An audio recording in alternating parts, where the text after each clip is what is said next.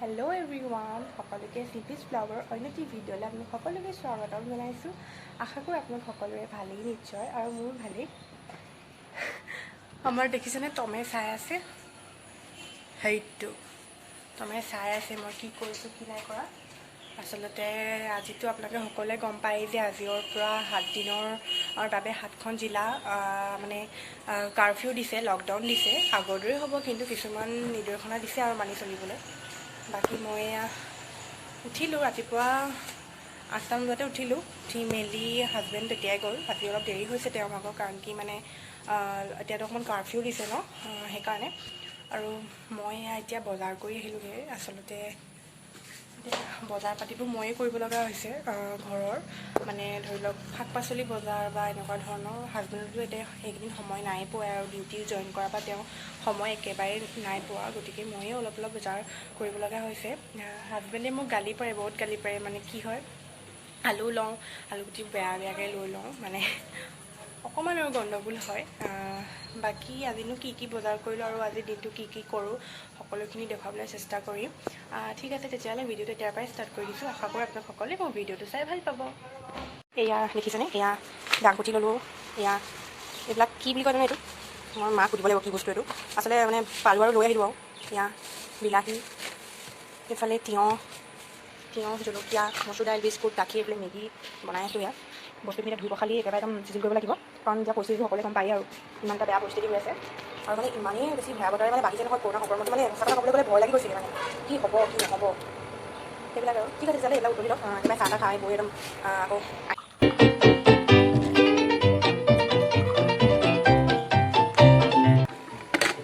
দেখিছেনে ফ্ৰেণ্ডছ, ভাত আছেই, সেইকাৰণে আজি ভাত নবনাওঁ। কালি ভাত কেনেকৈ খাম। আচলতে আজি বতৰটো বেয়া যদিও মানে ইমান মানে অকণ গৰম ভাৱ হৈছে নহয়। এয়া দেখিছেনে, এয়া দাইল বনাইছোঁ, দাইল তেল মাৰিলোঁ আচলতে, আৰু এয়া বিলাহী আৰু ডিম ভুজিয়া বনাম। সেয়াই আৰু এইবোৰ চব্জি একেবাৰে ৰাতিকৈ বনাম, এতিয়া বনাবলৈ একেবাৰে মন যোৱা নাই। ঠিক আছে, তেতিয়াহ'লে চাই থাকিব আৰু অকণমানকৈ দেখুৱালোঁ। হেল্ল' এভৰিৱান, কি কৰিছে সকলোৱে। মই এয়া ভাত পানী খাই বৈ আজৰি হৈ আহিলোঁ, আৰু অকণমান ষ্টাইল কৰি ল'লোঁ। আচলতে আপোনালোকৰ লগত বিশেষ দুটামান কথা পাতিবলগীয়া আছে। মোৰ চিনাকি আছে, মানে ফেচবুকত হওক বা ইনষ্টাগ্ৰামতে হওক, মোক মানে প্ৰায়ে এটা কথা সোধে দেই। কিছুমানে এনেই ফ্ৰেণ্ডলি কিছুমানে মেছেজ কৰে ন, মোক সোধে যে হেৰি নহয়, তোমাক বহুত সৰু লাগে, তুমি বহুত সৰুতেই বিয়া হ'লা নেকি, তোমাৰ হাজবেণ্ডকো বহুত সৰু লাগে, মোক তেনেকৈ মানে মেছেজ কৰে। আচলতে হয়, আমি বহুত সৰুতেই বিয়া হ'লোঁ। এতিয়া আমাৰ মানে সৰুতে এতিয়া আমাৰ এবছৰ 1.5 বছৰ হৈ গ'ল বিয়া হোৱা। আৰু আচলতে হয়, বিয়া হোৱাৰ আমাৰ টাইম হোৱা নাছিলে সঁচা কথা ক'বলৈ গ'লে। সেইকাৰণে আপোনালোকে নিশ্চয় মোক ধৰিব পাৰে ন যে সৰু চবকে লাগে। আচলতে সেইকাৰণে চাগে আপোনালোকে সুধিব পাৰে যে ইমান সৰু লাগে তোমালোকক দেখিবলৈ, বহুত সৰুতে বিয়া হ'লা নেকি, এনেকৈ মানে ফেচবুকতে হওক বা ইনষ্টাগ্ৰামতে মোক সোধে আৰু যোনবিলাকে মোক চিনি পায়। আচলতে কি কৰিব, মানুহৰ এনেকুৱা এটা পৰিস্থিতি মানে সন্মুখীন হ'বলগীয়া হৈ যায় ন, কিছুমান মানে কথা আমি নাভাবিলেও মানে এইবিলাক কথা ভাবিবলগীয়া হয়, আৰু যিবিলাক মানে কাম নকৰোঁ বুলি ভাবিলেও আমি কৰিবলগীয়া হয়। আচলতে আমাৰ লগত তেনেকুৱাই হ'ল, সেইকাৰণে আমি আজি মানে সোনকালে বিয়া পাতিবলগীয়া হ'ল। আচলতে আমাৰ কোনো প্লেনিং নাছিলে বিয়া হোৱাৰ, মানে বিয়া পাতিম বা কিবা কৰিম সেনেকুৱা ধৰণৰ।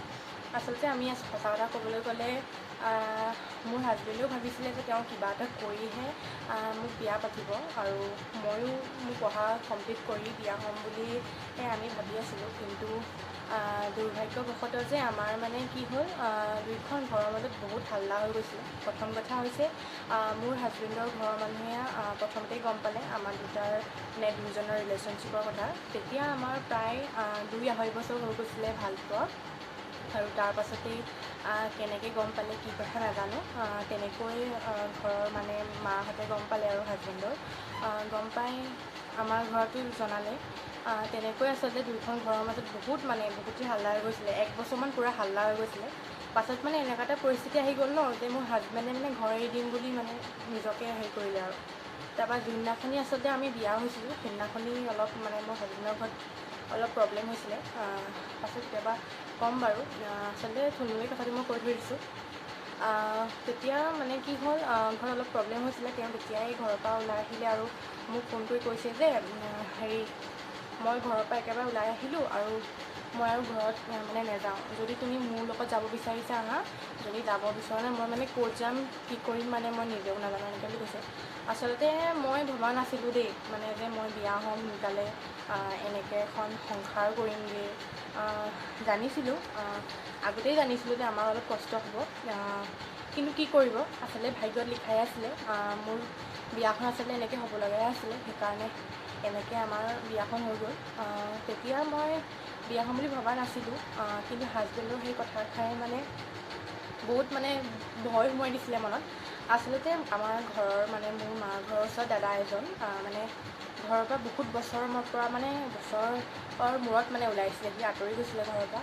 আচলতে তেতিয়া মোক কৈছিলে যে মই ঘৰলৈ একেবাৰে নাহোঁ, তেনেকৈ বুলি কওঁতে মই অকণমান ভয় খালোঁ আৰু সেইকাৰণে আচলতে বিয়াখন হ'ল আৰু তেনেকৈ পলাই বিয়া হ'লোঁ। সেইকাৰণে আপোনালোকে মোক দেখিবও পাৰে যে হয় মই আচলতে সৰু, মোৰ ইমান বয়স নাই হোৱা।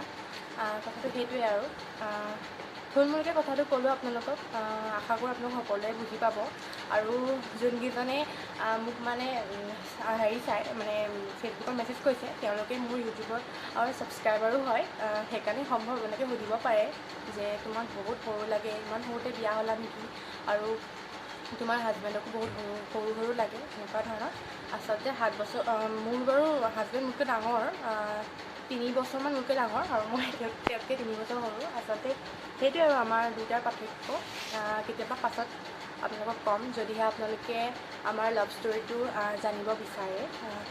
ঠিক আছে, তেতিয়াহ'লে এইটোৱেই কথা, আপোনালোকক থুলমূলকৈ ক'লোঁ। আৰু তেওঁলোকক মানে মই কৈছোঁ আৰু হয় মোৰ বয়স হোৱা নাই বিয়া হোৱাৰ, কিন্তু তথাপিও যেতিয়া ইউটিউবৰ ছাবস্ক্ৰাইবাৰো হয় তেওঁলোক, গতিকে ভাবিলোঁ ইউটিউবতো কথাষাৰ শ্বেয়াৰ কৰি দিওঁ। কাৰণ কি আপোনালোক সকলোৱে যোনবিলাকে মোৰ ইউটিউবৰ ছাবস্ক্ৰাইবাৰবিলাকে মোক মানে ইউটিউবৰ ভিডিঅ' চাই তেওঁলোকেও হয়তো ভাবিব পাৰে কিছুমানে যে ইমান সৰু ছোৱালী সোনকালে বিয়া হ'ল, সেনেকুৱা ধৰণৰ কথা। সেইকাৰণে আপোনালোকৰ লগতো শ্বেয়াৰ কৰি দিলোঁ।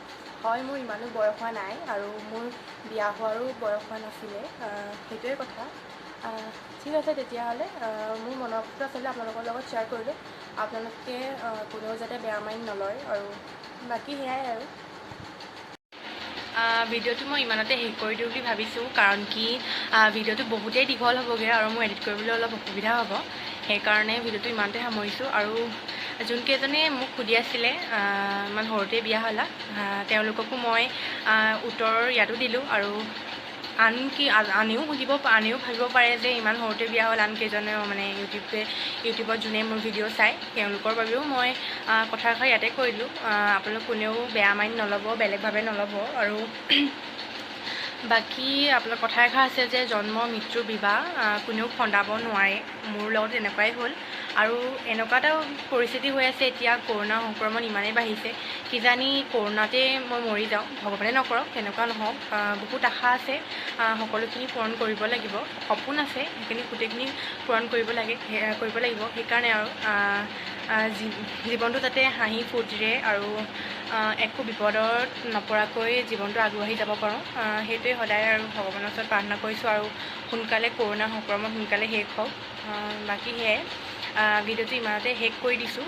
আশা কৰোঁ আপোনালোক সকলোৱে মোৰ ভিডিঅ'টো চাই ভাল পাব। আৰু প্লিজ শেষত কমেণ্ট কৰি জনাব যে আপোনালোকৰ ভিডিঅ'টো চাই কেনেকুৱা লাগিল। আৰু প্লিজ মোৰ চেনেলটো ছাবস্ক্ৰাইব কৰি দিব, তেতিয়া মই বহুত মনত শান্তি পাম, বহুত ভাল পাম।